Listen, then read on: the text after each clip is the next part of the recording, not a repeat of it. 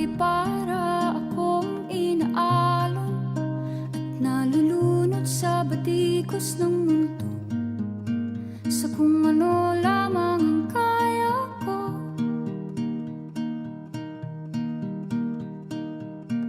Bigang-biga na sa mga problemang di masolusyonan agad, parang wala nang bukas. Pwede bang umiwas? Hinahanap ang sarili, ngunit di nakakayanan sa ligaw na dinadaanan ko. Saan na to patungo? Saan ako patungo? Dahan-dahan natin simulan muli ang paghakbang. Dahan-dahang tumingin sa salamin upang makita ang ating kagandahan. Dahan-dahang iangat ang mukha upang masilayan ang payapang kalangitan. Oo, pagod ka na, pero di ka nag-iisa.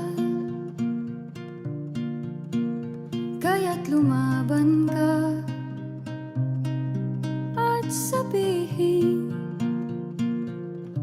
ako naman muna. Kada langhap sa hangin, pansin ko na lagi na lang usok. Walang malinis, halos puro polusyon. Parang ako raw na konsumisyon.